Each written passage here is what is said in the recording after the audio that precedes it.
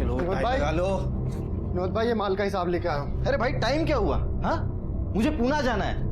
ठीक है, अभी जो भी हिसाब है भाभी को दे देना अंदर। जी भाभी जान। चल बेटा, टाई लगा। भाभी जान, ये भाई ने हिसाब के पैसे दिए।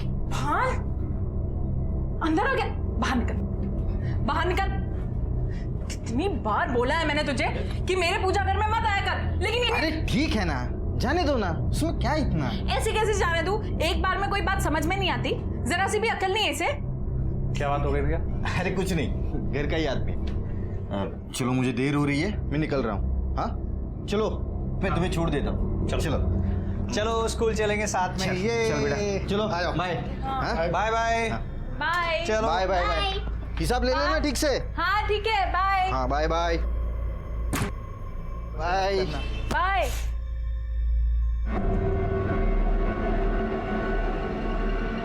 तुझे ना अब बताती हूँ मैं। माफ कर दीजिए भाभी जान। ऐसे कैसे माफ कर दूं? सजा तो तुझे मिलेगी। चल।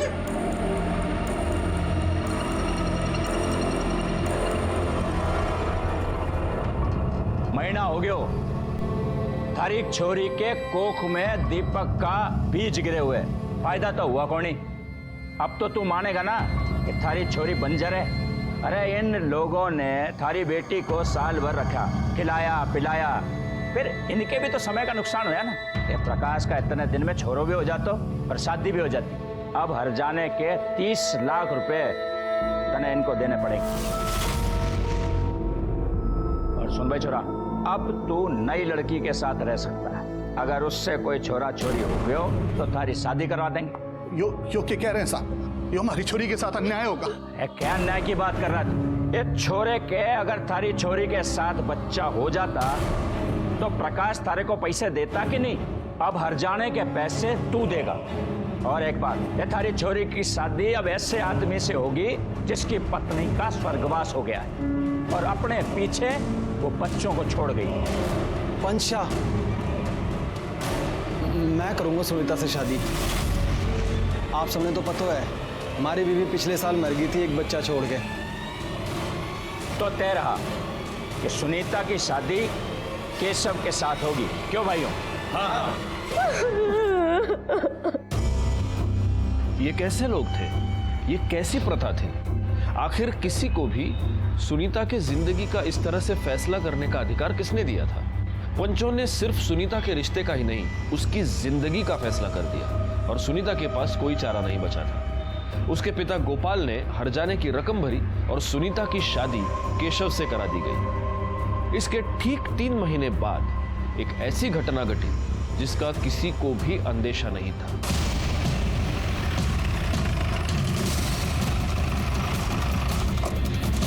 सर, मैंने आपको फोन किया था।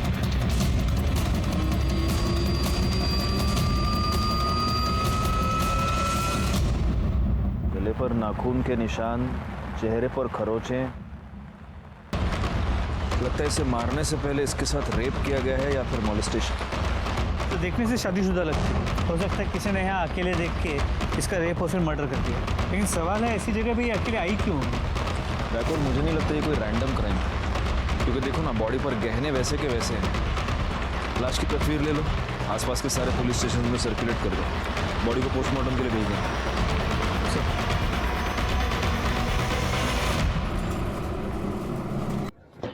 सर, रिकॉर्ड, उस लड़की के बारे में कुछ पता चला? नहीं सर, किसी ने उसे वहाँ आते जाते नहीं देखा था और ना ही उस रास्ते पे कोई सीसीटीवी कैमरा है। आसपास के पुलिस स्टेशन में भी ऐसी किसी लड़की की कोई मिसिंग कंप्लेंट नहीं है। फिलहाल मैंने उसकी फोटो को आसपास सर्कुलेट कर दिया है। नमस्ते साहब। साहब मेरी पत्नी कहीं चली गई है। उनकी कोई फोटो है आपके पास? जी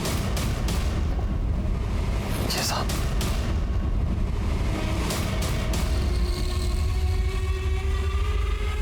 रिकॉर्ड, ये कब से गायब है?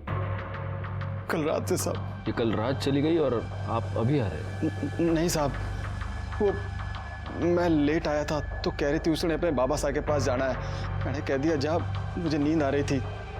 फिर वो चली गई, मैं सो गया और सुबह बाबा साहब को फोन किया तो नहीं साहब, रात को घर नहीं आई। और अब वो कभी आएगी भी नहीं।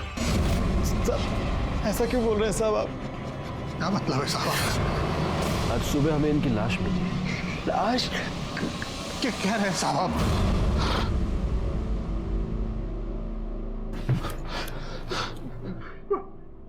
आप मुझे एक बात बताइए, आप दोनों का आपस में कोई झगड़ा हुआ था? नहीं साहब। आपकी किसी के साथ कोई दुश्मनी? नहीं साहब। अच्छा, आपकी बीवी मोबाइल तो रखती होगी? नहीं साहब, उसने अपने बाबा साहब से ही बात करनी होती थी तो मेरे मोबाइल से कर लेती थी साहब। बैकवर्ड। इन दोनों को मॉर्ग ले जाओ, लाश की शिनाख्त करवाओ और उनसे कह देना कि पीएम शुरू करें। सर आप प्लीज जाइए।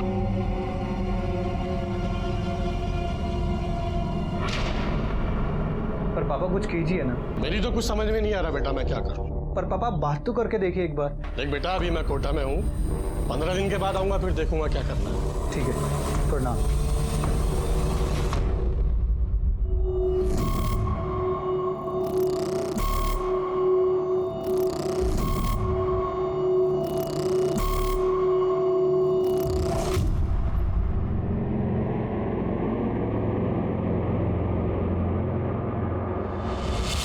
सुनीता अपने घर से अपने पिता के घर को जाने के लिए निकली। ये दोनों घर शहर के एक ही तरफ है और इन दोनों के बीच का डिस्टेंस 1 किलोमीटर से भी कम है। और हमें सुनीता की लाश मिली यहाँ खाड़ी के पास। सुनीता यहाँ पर क्या करने गई थी इतनी रात को, और वो भी अकेली? तो एक चांस ये है कि सुनीता अपने घर से तो निकली थी, लेकिन रास्ते में किसी ने अगवा कर लिया हो। पता नहीं क्यों मुझे ऐसे लगता है कि सुनीता का मर्डर किसी ऐसे आदमी ने किया है जो उसे जानता था। एक काम करो, केशव और गोपाल के आस पड़ोस में थोड़ी पूछताछ करो। देखो अगर सुनीता को जाते हुए किसी ने देखा हो तो। सर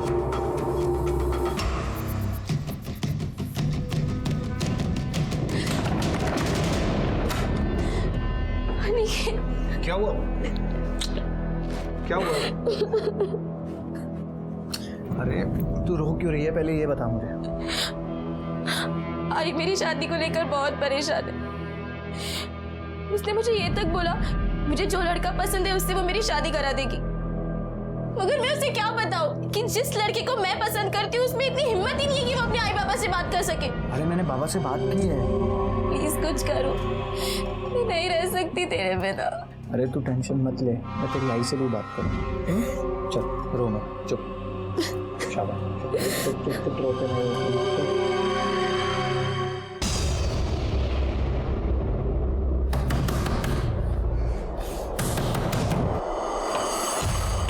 प्रकाश कहाँ है? प्रकाश! प्रकाश! क्या हुआ, क्या तमाशा चल रहा है यहाँ? हमारी बेटी की जान ली है तूने, हमारी सुनीता को मारा है तूने, मैं छोड़ूंगा नहीं तेरे। अरे तुम्हारे दिमाग खराब है क्या? कुछ भी बोले जा रहे हो? दिमाग सही है अब मेरा, अब तुम सबके दिमाग ठिकाने लगा दूंगा मैं। हमारी बेटी की जान ली है, सुनीता को मारा है तुम लोगों ने, मैं पुलिस से सब बता दूंगा। देख गोपाल, यहाँ तमाशा करने की कोई जरूरत नहीं है। जो भी हुआ है वो पंचों के मर्जी से हुआ है और आगे जो भी होगा ना पंचों के कहने पर ही होगा, समझा?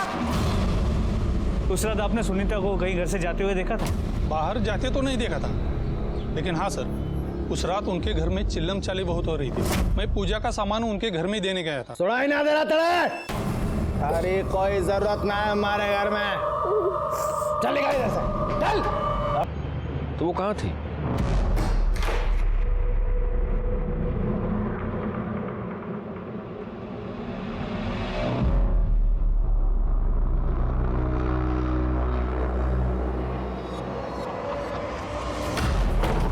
क्या कर रही हो अंजू? मैंने मना किया नहीं सब कपड़े दिन में पहनने को। क्यों? मैं अच्छी नहीं लग रही?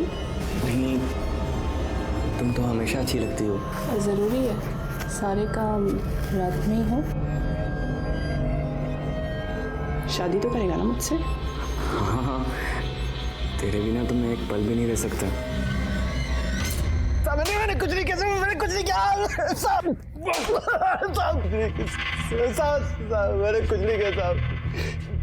बड़ा पाव खाएगा? साहब मैंने कुछ नहीं किया साहब। अरे एयर फ्राइड है, ऑयल फ्री। मैंने कुछ नहीं किया साहब। उस दिन तू ये बोल रहा था कि तू घर आया, उसके बाद तेरी बीवी ने तुझसे कहा कि वो उसके बाबा के पास जा रही है और वो चली गई। जी सर। लेकिन तूने हमें ये नहीं बताया कि उस रात को तेरी और तेरी बीवी की बहुत बड़ी लड़ाई हुई थी। कोई लड़ाई ना हुई हमारी।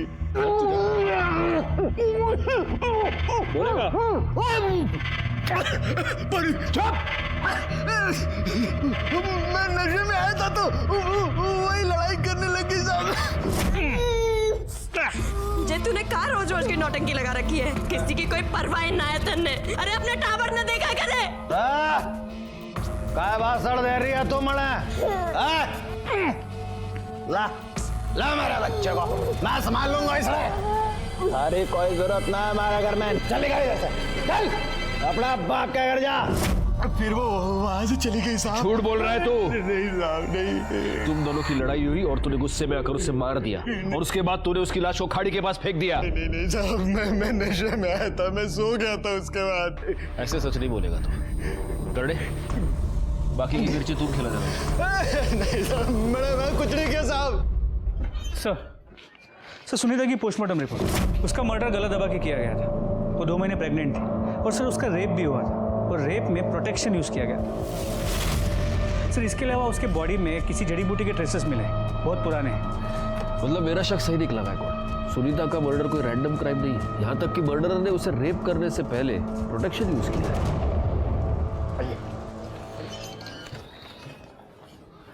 आइए गोपाल जी, बैठिए।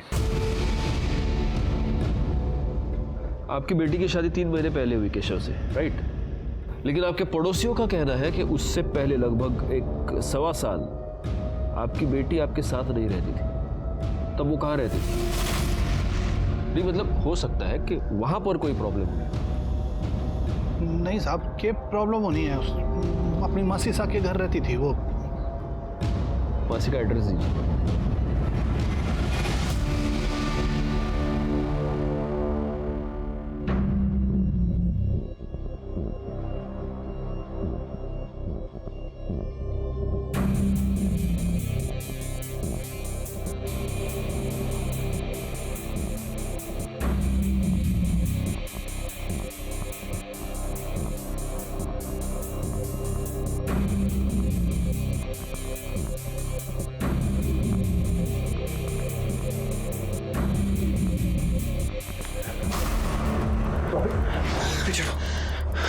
बहुत अच्छे लगते हो तुम मुझे, सच में बहुत अच्छे लगते हो तुम मुझे। भाभी ये सब गलत है भाभी। कुछ भी गलत नहीं है। मैं पल्लवी से प्यार करता हूँ भाभी, हटो आप। मुझे कुछ नहीं पता। अरे हटो ना। हम सबने क्यों बुलाया है? जी वो गोपाल का फोन था। पुलिस वालों को सुनीता के बारे में सब कुछ पता चल गया कि वो यहाँ 1 साल से रह रही थी। अरे तो जब पुलिस आती तब बुला लेती। अब क्या यहाँ बैठे रहे उनके इंतजार में?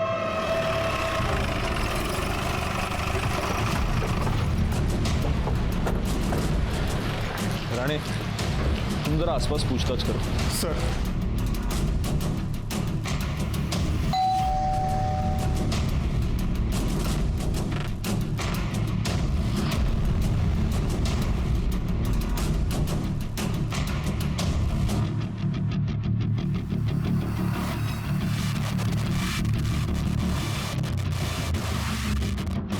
सुनीता यहीं रहती थी? जी हाँ सर, मैं उसकी मासी हूँ। उसकी माँ के मरने के बाद सुनीता अकेलापन महसूस कर रही थी, तो मैंने ही उसे कहा कि यहाँ आकर रहे। हमारा पूरा परिवार है, खुश रहा करती थी वो। वैसे ये सब लोग हैं कौन? जी ये हमारा बड़ा बेटा है दीपक, और ये उसकी पत्नी योगिता, और ये हमारा छोटा बेटा प्रकाश है जी। और ये हमारे रिश्तेदार है जी।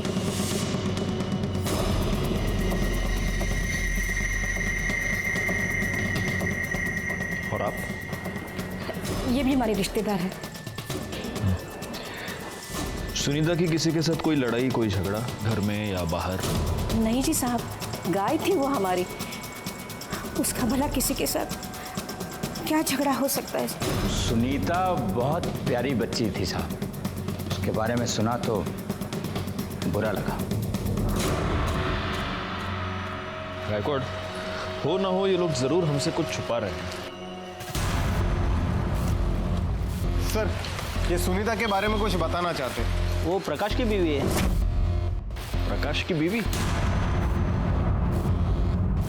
लेकिन हमें तो ये बताया गया कि ये उसकी मासी का घर है। नहीं साहब, हमें तो हमेशा यही लगा कि वो प्रकाश की बीवी है।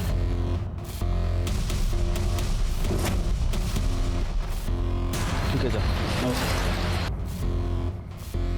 देखा गायकवाड़, ये लोग हमसे 100% कुछ छुपा रहे हैं। एक काम करो, वो एक खुले बाल वाली लड़की थी ना, वो इन सब में बहुत अलग लग रही थी। जरा पता करो वो लड़की कौन है, उसके बारे में जितनी इंफॉर्मेशन मिले निकाल लो। एक और बात, हमें सुनीता के पेट में जड़ी बूटी के ट्रेसेस मिले थे। पता करो यहाँ आसपास कोई जड़ी बूटी वाला, कोई वैद हकीम कोई है क्या? सर, ये पुलिस कहाँ से बीच में आ गई? माँ साहब, मैं तो कहती हूँ प्रकाश भाई साहब को निकिता के साथ रख दो कुछ दिन। मेरी बहन है, बच्चा भी जनेगी और इन दोनों की शादी भी हो जाएगी। अरे ऐसे कैसे? प्रकाश के बच्चे की माँ मैं बनने वाली हूँ, तो इस नाते शादी तो मुझसे होनी चाहिए। छोरी तू पागल होगी क्या? थारे को इस घर में खाली इसलिए रखा हुआ है कि थारे भीतर इस वंश का बीज पल रहा है। तो एक बार ये बच्चा हमें दे दे, फिर जहां मर्जी आवे वहां जा। तने जितना पैसा चाहिए होगा हम देंगे। मैं अपना बच्चा किसी को नहीं दूंगी। तुमने कहा था ना तुम मुझसे शादी करोगे, तुम बोल क्यों नहीं रहे हो? कुछ बोलो। मैंने कहा था, पर मैं क्या करूं? मैंने आप लोगों को ऐसा नहीं करने दूंगी। ये जो आप लोगों की प्रथा है ना, आप लोगों में चलती होगी। मैं पुलिस स्टेशन जाऊंगी अभी।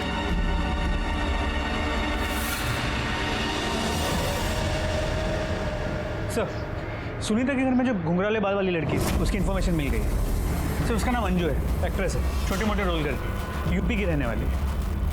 एक्ट्रेस? तो ऐसी लड़की उस घर में क्या कर रही थी? वो लोग तो कह रहे थे कि उनकी कोई रिश्तेदार है, और मेरे ख्याल से गायकवाड़ वो शायद प्रेग्नेंट भी थी। हा? हेलो, मैं भाईंदर पुलिस स्टेशन से सीनियर इंस्पेक्टर राजेश यादव बोल रहा हूँ। मुझे आपसे कुछ बात करनी है। देखिए इंस्पेक्टर, मैं भी आपसे बात करना चाह रही थी। मैं आपको सब सच सच बताना चाहती हूँ। इन्होंने मेरी जिंदगी बर्बाद कर दी है, और यहाँ तक कि प्रथा के चक्कर में ना इन्होंने सुनीता की जिंदगी भी बर्बाद कर दी है। कौन सी प्रथा? देखिए इंस्पेक्टर, मैं ना आपको मिलके सब बता देती हूँ। अब मैं आपको कुछ नहीं बता सकती। शाम को मैं मिलती हूँ आपको। ओके।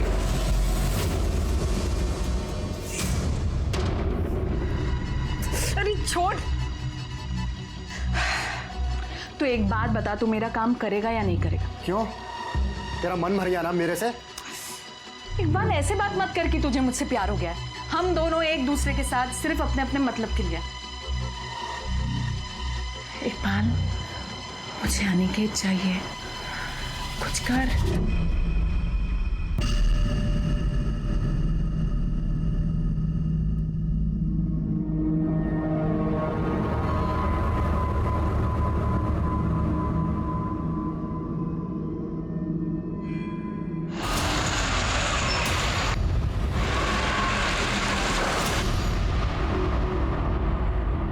सर, अंजू का फोन बंद आ रहा है। उसने कहा था वो हमसे मिलने आएगी, और वो आई क्यों नहीं? सर, हो सकता है उसने अपना मन बदल लिया। मैं एक बार फिर से ट्राई करके देख। नहीं, रहने दो गायकवाड़। वैसे भी बहुत रात हो गई है, अब उससे भूलना तो नहीं सकते। कल देखते हैं।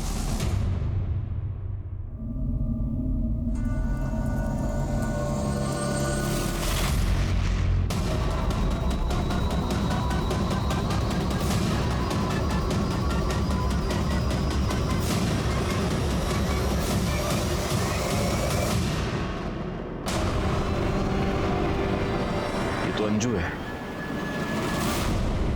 ये गले पर निशान देख रहे हो? बिल्कुल सुनीता की तरह इसके गले पर भी निशान है। इसका मतलब इसे भी गला दबाकर मारा गया है, और हो सकता है सुनीता की तरह इसके साथ भी पहले रेप हुआ हो। गायकवाड़, अंजू फोन पे मुझे ये बता रही थी कि प्रकाश उसे फंसाने की कोशिश कर रहा था। वो सुनीता के बारे में हमें कुछ बताना चाहती थी। हो सकता है प्रकाश को ये पता चल गया हो, और इसलिए प्रकाश ने इसे अपने रास्ते से हटा दिया। ये प्रकाश जहां पर भी है उसको उठा कर लाओ। सर, बॉडी पोस्टमार्टम ला पाठवून द्या। अंजू के कत्ल से यह साफ हो गया कि कोई ऐसा था जो ये नहीं चाहता था कि अंजू हमसे आकर मिले। मुझे सबसे ज्यादा शक प्रकाश पर था। जहां एक तरफ मैं अंजू और सुनीता के मर्डर केसेस को सॉल्व करने में लगा हुआ था, वहीं पर मेरे पास एक ऐसा ही केस बहुत जल्द आने वाला था।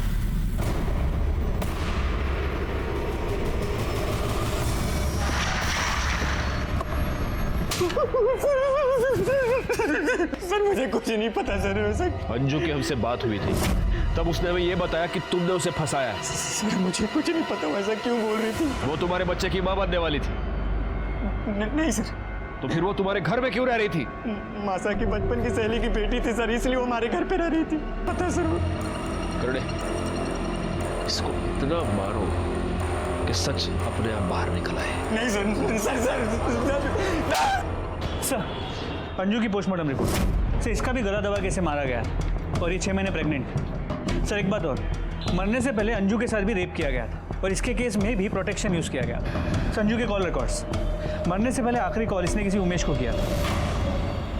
बोला भी सुमेश को। क्या सर ऐसे कैसे हो सकता है? कल रात में मेरी अंजू से बात हुई थी सर, मैं उसका कोऑर्डिनेटर हूँ और वो अच्छी दोस्त है मेरी। ये अंजू प्रकाश के घर में क्यों रह रही थी? सर वो दोनों का अफेयर चल रहा था और अंजू प्रकाश के बच्चे की माँ बनने वाली थी। अंजू ने जब हमें फोन किया था तो वो ये कह रही थी कि प्रकाश ने उसे फंसाया है। किसी प्रथा के बारे में बात कर रही थी। कौन सी प्रथा, तुम कुछ जानते हो? प्रकाश और उसके खानदान वाले पुराने ख्यालात के। पहले प्रकाश सुनीता के साथ रहता था। अच्छा, मतलब सुनीता उसे बच्चा नहीं दे सकती थी इसलिए प्रकाश ने उसे छोड़ दिया। और ये अंजू प्रेग्नेंट थी, लेकिन प्रकाश उसे इसलिए नहीं अपना सकता था क्योंकि वो उसकी कम्युनिटी की नहीं थी। ठीक है, तुम जा सकते हो।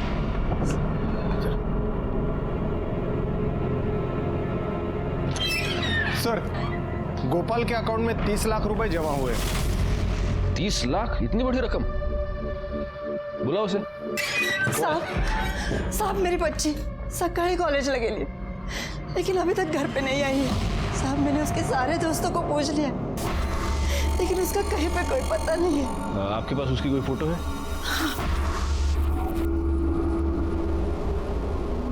क्या नाम बताया आपने? पल्लवी।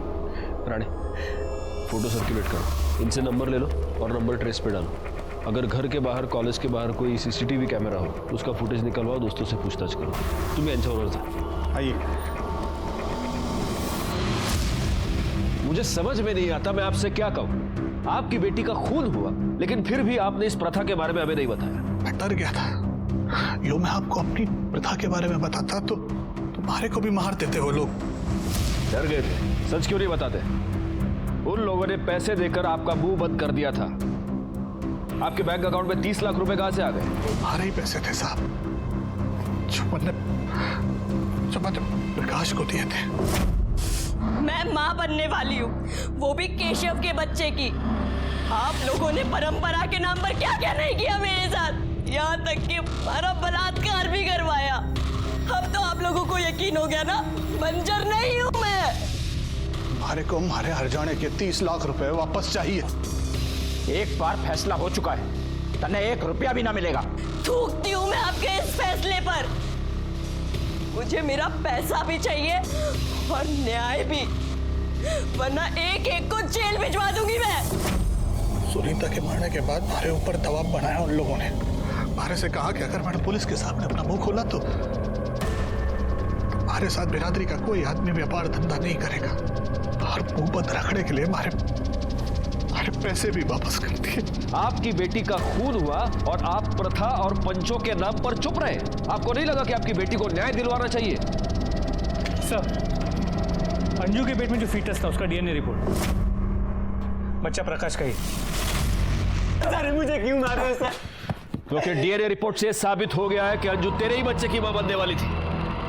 बोल। तो तूने अंजू को इसलिए मारा क्योंकि वो तेरे बच्चे की मां बनने वाली थी। तूने सुनीता को इसलिए मारा क्योंकि तू उसके पैसे वापस नहीं करना चाहता था। नहीं सर, मैंने किसी को नहीं मारा सर। मैं तो अंजू से शादी करना चाहता था, लेकिन मैं पंचों के खिलाफ नहीं जा सकता था सर। आप लोग पंच हैं और पंच को परमेश्वर कहा जाता है, लेकिन आप सब ने मिलकर सुनीता पर इतने बड़े अत्याचार किए। हमने तो फैसला सुना दिया था कि अलग हो जा, यही प्रथा है। और बलात्कार आपके कहने पर, चुप! आपके कहने पर इस दीपक ने सुनीता के साथ बलात्कार किया। वो छोरी आखिर तक यही कहती रही कि उसके भीतर कोई दोष ना है। तो आप उसकी टेस्ट करवा सकते थे डॉक्टर के पास ले जाकर। हम डॉक्टर वाक्टर को नहीं मानते, लेकिन आप ये तो मानते हैं कि इसने सुनीता के साथ बलात्कार किया। प्रथा बचाने के लिए हमें जो कुछ करना पड़ेगा हम करेंगे, यही हमारी परंपरा है। साहब साहब साहब रेप करे? नहीं साहब नहीं साहब नहीं साहब साहब नहीं। मैं बताता हूँ साहब, मैं मानता हूँ मैं सुनीता के साथ गंदा काम किया, लेकिन मैं अगर वो नहीं करता ना साहब तो पंच मुझे भी सजा सुना देते। ये सब सबकी रजामंदी से हुआ था साहब। शारीरिक संबंध में रजामंदी औरत की होनी चाहिए। ये सब के सब गुनहगार हैं, लेकिन दीपक के खिलाफ हम कुछ भी साबित नहीं कर पाएंगे। अभी वो मान तो रहा है कि रेप उसने किया था, लेकिन कोर्ट में मुकर जाएगा। आइए सर, ये प्रकाश के घर के पास जड़ी बूटी बेचते हैं। तुम सुनीता को जानते हो? हाँ, उन्हीं के लिए जड़ी बूटी लेके जाती थी वो। कौन सी जड़ी बूटी? बच्चा नहीं होने के लिए, मतलब उसके खाने से बच्चा ठहरता नहीं। और कौन लेके जाती थी? योगिता।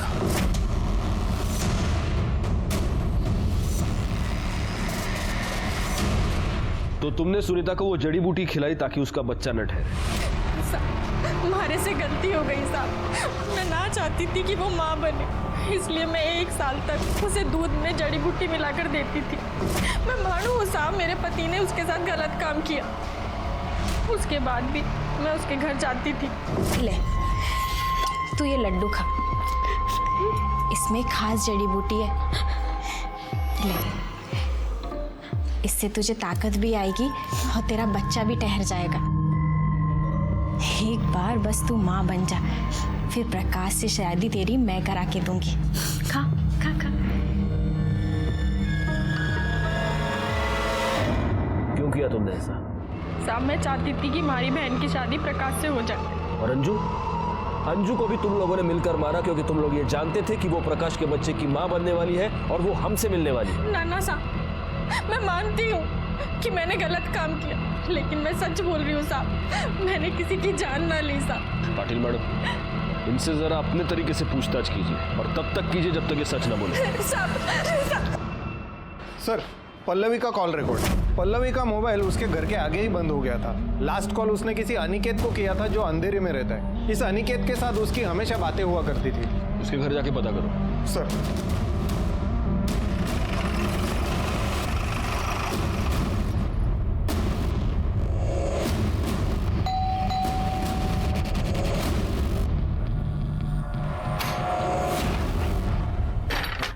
Yes sir.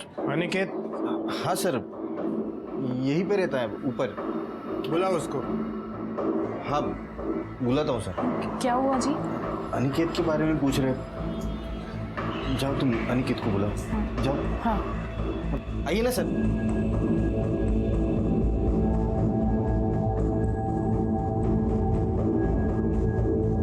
क्या हुआ सर? पल्लवी को जानते हो? हाँ सर, मेरी दोस्त है। सिर्फ दोस्त? गर्लफ्रेंड है सर। तुम्हारी गर्लफ्रेंड अपने घर से गायब है। क्या पल्लवी गायब है? कॉलेज के लिए निकली थी, अपने घर पे वापस नहीं आई। मैं खुद उसका फोन कब से ट्राई कर रहा हूँ। कहीं तुमने तो उसे छुपा कर नहीं रखा? सर मैं ऐसा क्यों करूंगा सर, मैं तो उससे प्यार करता हूँ। आप चाहे तो देख लीजिए, मैं यहाँ पर किराए पर रहता हूँ और ये मेरे मकान मालिक है। करडे सर्च करा सगळीकडे। सर। अरे आप रुकिए, आप अंदर नहीं जा सकती, वो मेरा पूजा घर है। देखिए, हमें सिर्फ पल्लवी को ढूंढना है। लेकिन मेरे पूजा घर में कोई कदम नहीं रखेगा, और जो अंदर जाना है तो आप कोर्ट से ऑर्डर लेकर आइए बस। देखिए सर प्लीज सर, आप पूजा अगर छोड़ के बाकी सब जगह पे देख लो ना सर। क्या है ना सर, मेरी बीबी किसी को भी अंदर जाने नहीं देती है। ठीक है, बघा चेक करो। सर वो यहाँ नहीं है, मैं उससे बहुत प्यार करता हूँ और वैसे भी मैं उसके लिए बहुत परेशान हूँ। ठीक है, तुम्हें हमारे साथ इंक्वायरी के लिए चलना पड़ेगा। ठीक है सर।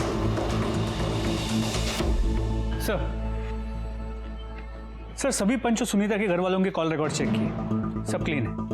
इनमें से ना तो कोई भी उन जगहों पे था जहाँ पे सुनीता या अंजू की लाश मिली, और ना ही इनमें से कोई भी किसी भी हिस्ट्री शीटर के कांटेक्ट में रहा है। मोबाइल लोकेशन मैच नहीं हो रहा, इसका मतलब ये नहीं गायकवाड़ के आदमी वहां पर नहीं था। वैसे देखा जाए तो ये सुनीता बहुत ही साधारण किस्म की महिला थी। उसके लाइफ में कौन कौन हो सकता है? उसका पति जो उसको मारता पीटता था, फिर ये प्रकाश, ये पंच, इनके अलावा और कौन हो सकता है? सर, हमने पल्लवी के बॉयफ्रेंड अनिकेत के घर पे तलाशी ली, पल्लवी वहां पे भी नहीं मिली। हाँ सर, वो मेरे रिलेटिव है सर। तो तुम ये भी जानते होगे कि तुम्हारी कम्युनिटी में हाल फिलहाल में 2 मर्डर्स हुए। नहीं सर, मैं इन मर्डर के बारे में कुछ नहीं जानता। दरअसल जॉब के कारण मैं अंधेरी में रहता हूँ और बाकी पूरी फैमिली भाईंदर में। बाबा साहब ही कोटा गए हुए हैं और मासा से इसके बारे में कुछ भी बात नहीं हुई अभी। तुम्हारी कम्युनिटी में बाहर की कम्युनिटी की लड़की से शादी करना मना है, और पल्लवी तो तुम्हारी कम्युनिटी की है नहीं। हाँ सर, लेकिन मैंने बाबा साहब से कहा था इस बारे में बात करने के लिए सर। ठीक है, जाओ तुम। ठीक है सर। इसकी पूरी फैमिली के कॉल डिटेल्स, मोबाइल लोकेशन सब कुछ निकालो और पता करो वाकई में इसके बाबा कोटा में है या नहीं। सर, ये देखिए, अनिकेत के घर वालों के मोबाइल लोकेशन रिकॉर्ड से क्या मिला है? व्हाट? ये कैसे हो सकता है? इस मोबाइल की लोकेशन सुनीता और अंजू के मर्डर स्पॉट पर भी थी और जहां से पल्लवी गायब हुई वहां पर भी। Oh my God. गायकवाड, जल्दी चलो। करडे, पाटिल मॅडम ला घेऊन या लवकर।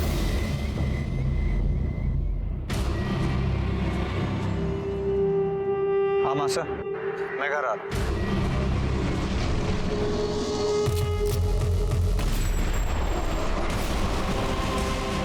पल्लवी कहाँ है? कौन पल्लवी? सुनीता और अंजू को तुमने ही मारा ना? मैंने किसी को नहीं मारा। गायकवाड, पूरे घर की तलाशी लो, पल्लवी को ढूंढो। चलो। तलाशी कैसे कर सकते हैं सर? अरे हमारे घर में क्या है भाई? मैं कह रही हूँ ना, कोई भी ना आए।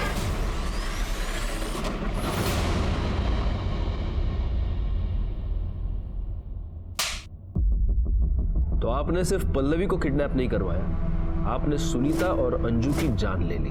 मरवाया नहीं साहब, अपने हाथों से मारा है मैंने। हमारे दादा साहब मुंबई में आके बसे थे, धीरे धीरे सब लोगों ने बसाया था उन्होंने। तुम्हारी और हमारे भाई पुरुषोत्तम की तो ये जिम्मेदारी बनती थी ना कि हम अपनी प्रथा को खराब ना होने दें।